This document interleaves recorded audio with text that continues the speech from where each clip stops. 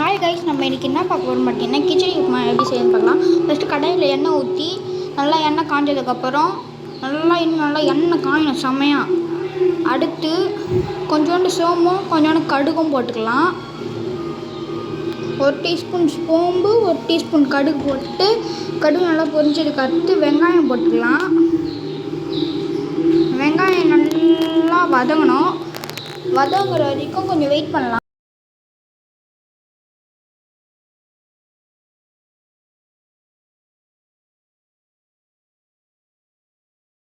இப்போ கருவேப்பிலை போட்டுக்கலாம். கருவேப்பிலை போட்டு கரண்டி எடுத்து நல்லா கிளறிக்கலாம். நல்லா கிளறிட்டு நல்லா கிளறிக்கலாம். நல்லா வெங்காயம் வெந்து போகணும். நல்லா ப்ரௌன் கலரில் வரணும். நல்லா ப்ரௌன் கலரில் வந்ததுக்கப்புறம் வெங்காயத்தை கிளறிக்கலாம். தக்காளி போட்டுக்கலாம். அவ்வளோதான். பச்சை மிளகாய் போட்டுக்கலாம்.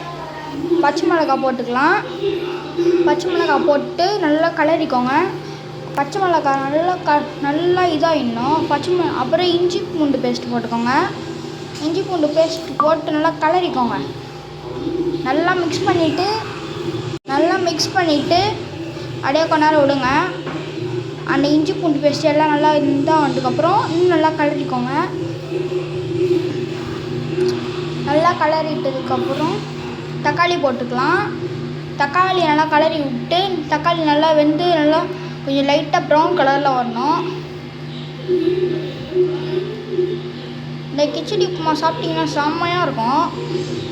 நல்லா வெந்து வரணும் தக்காளி. உங்களுக்கு கிச்சடி உப்புமா பிடிக்கும்னா ரொம்ப கமெண்ட் பண்ணுங்கள். எனக்கு கிச்சடி உப்புமானா ரொம்ப பிடிக்கும். நல்லா அந்த லைட்டாக நம்ம எண்ணெய் ஊற்றணும்ல, அந்த எண்ணெய் நல்லா சுண்டு வரணும். அதில் சுண்டு வந்துட்டு உப்பு போட்டுக்கலாம். உப்பு நல்லா மிக்ஸ் பண்ணிக்கலாம். உப்பு மிக்ஸ் பண்ணிவிட்டு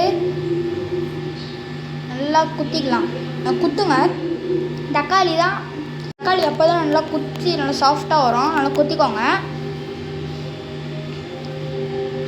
மஞ்சத்தூள் போட்டுக்கலாம்.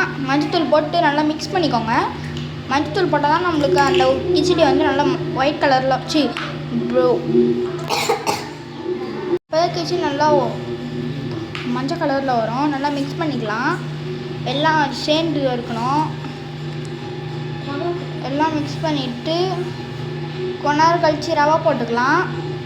நல்லா குத்திக்கோங்க. few minutes later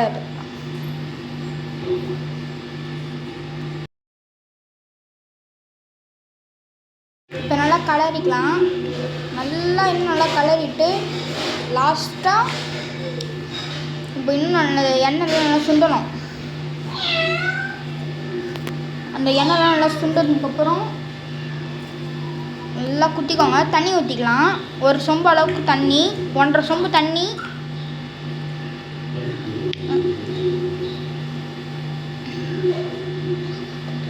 1.5 சொம்பு தண்ணி ஊற்றிக்கோங்க. நீங்கள் எவ்வளோ ரவை போட போகிறீங்களோ அவ்வளோக்கேற்ற மாதிரி தண்ணி போட்டுக்கலாம். நான் வந்து 1.25 அளவுக்கு ரவை போட போகிறேன். அதனால் 1.5 சொம்பு தண்ணி எடுத்துக்கிட்டேன். இப்போ ரவை போட்டு நல்லா கிண்டிக்கலாம். நல்லா கட்டியாக வரணும். நல்லா கிண்டிட்டு நல்லா இந்த தண்ணி நல்லா சுண்டி வரணும். அன்னில் ரவை போடுங்க, செம்மையாக இருக்கும். இப்போ நல்லா இந்த மாதிரி கொதிக்கிறப்ப இன்னும் நல்லா மிக்ஸ் பண்ணிக்கோங்க. மிக்ஸ் பண்ண இன்னும் நல்லா கொதிக்கும். செம்மையாக இருக்கும். இங்கே பாருங்கள், ரொம்ப கட்டியாகின்னு வருது. பார்த்தாலே உங்களுக்கு தெரியும் நல்லா கட்டியாகுதுன்னு. நம்ம பேஜ் ஃபாலோ பண்ணி வச்சுக்கோங்க. இந்தமாதிரி இன்ட்ரெஸ்டிங்கான வீடியோலாம் இன்னும் நிறையா வரும். சப்ஸ்கிரைப் பண்ணனா இன்னும் சப்ஸ்கிரைப் பண்ணிக்கோங்க. மறக்காமல் இந்த வீடியோக்கு லைக் பண்ணுங்கள். வேறு என்ன நல்லா செய்யலாம்னு சொல்லிட்டு கமெண்ட் பண்ணுங்கள். நல்லா கிண்டிக்கோங்க. நீங்கள் சொல்ல நம்ம எல்லாமே செய்யலாம். நீங்கள் என்ன நல்லா கமெண்ட் பண்ணுறீங்களோ அது எல்லாமே நான் செய்கிறேன். நல்லா இதாகிடுச்சு. இப்போ வந்து பிளேட்டில் மாற்றிக்கலாம். லைட்டாக கலரிக்கணும். உடனே எடுத்து ப்ளைட்டில் மாட்டிடாதீங்க. நல்லா கலரிட்டு ஒரு 2 or 3 minutes நல்லா சிம்மில் வச்சு நல்லா மிக்ஸ் பண்ணிக்கோங்க.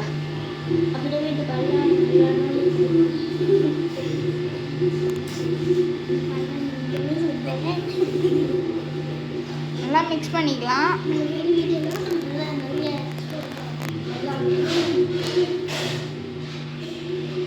நல்லா மிக்ஸ் பண்ணிக்கலாம்.